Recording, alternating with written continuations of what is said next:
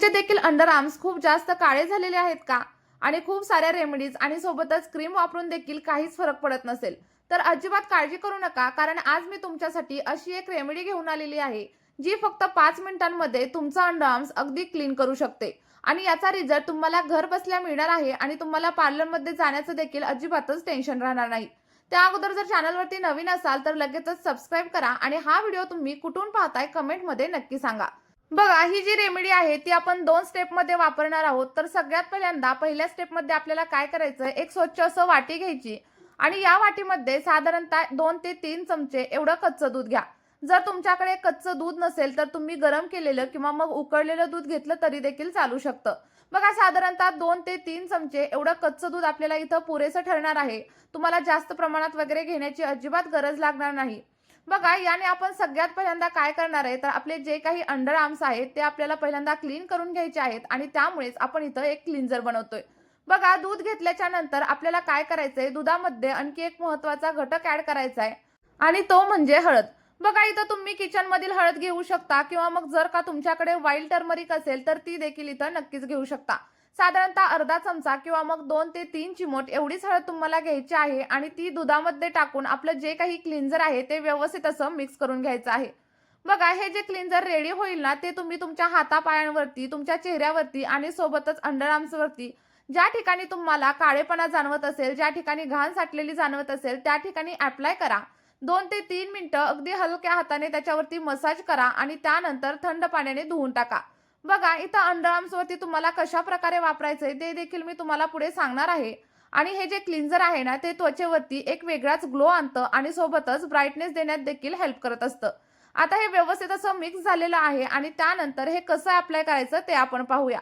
यासाठी तुम्हाला काय करायचंय, एक कॉटनचा तुकडा घ्यायचा आणि तो या क्लीन्झरमध्ये डीप करायचा.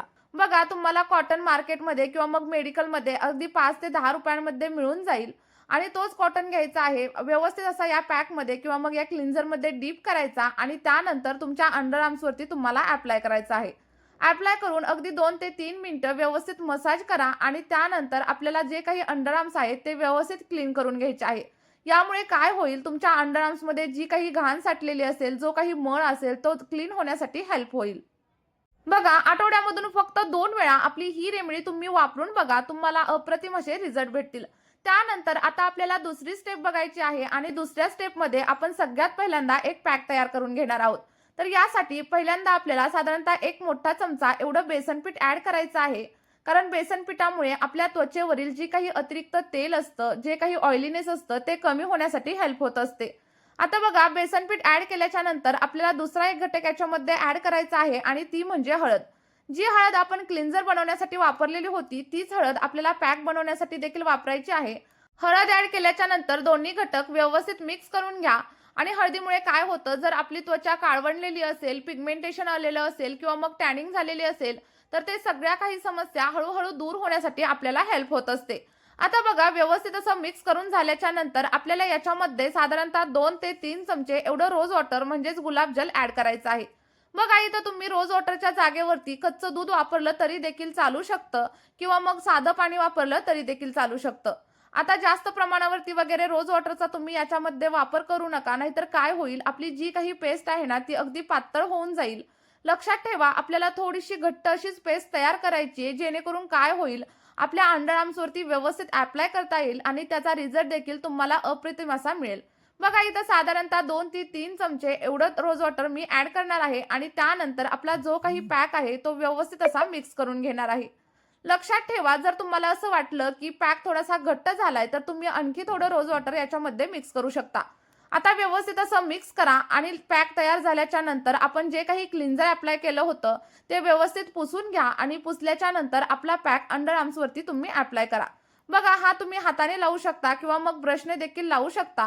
तुम्हाला काय करायचंय, एक घट्ट असा लेअर लावायचा, पातळ वगैरे अजिबात लावायचा नाही. 5 ते 6 मिनिटं तसाच ठेवायचा आणि त्यानंतर स्क्रब करून अगदी अंडर आर्म्स क्लीन करून घ्यायचे. आठवड्यामधून फक्त 2 ते 3 वेळा 10 मिनिटांसाठी हा पॅक तुम्ही अप्लाय करा आणि खरंच तुम्हाला 2 ते 3 वापरांमध्ये तुमचे अंडर आर्म्स अगदी क्लीन दिसतील आणि सोबतच जर काळेपणा वगैरे आलेला असेल ना, तर तो देखील गायब होईल. नक्की ट्राय करून बघा. तुम्हाला अगदी 100 नाही तर 101% रिझल्ट भेटतील. आणि तुम्ही हा पॅक तुमच्या चेहऱ्यावरती आणि सोबतच हातापायांवरती देखील नक्कीच ॲप्लाय करू शकता. आणि जर का तुमची स्किन खूप जास्त सेन्सिटिव्ह असेल, तर पॅक काढल्यानंतर तुम्ही नारळाचं तेल, व्हॅसलीन किंवा जे कोणतं मॉइश्चरायझर तुमच्याकडे असेल ते ॲप्लाय करू शकता. याने काय होईल, तुमच्या स्किनमध्ये इचिंग किंवा मग तुम्हाला ड्रायनेस वगैरे अजिबातच जाणवणार नाही. चला तर मग आपला हा पॅक तुम्ही नक्की ट्राय करून बघा आणि हा व्हिडिओ तुम्ही कोणत्या गावातून किंवा कोणत्या शहरातून पाहताय कमेंट करून मला नक्की सांगा. चला तर मग या व्हिडिओमध्ये आपण इथेच थांबूया. भेटूयात अशाच एका नवीन व्हिडिओमध्ये आणि एका नवीन रेमेडी सोबत. बाय.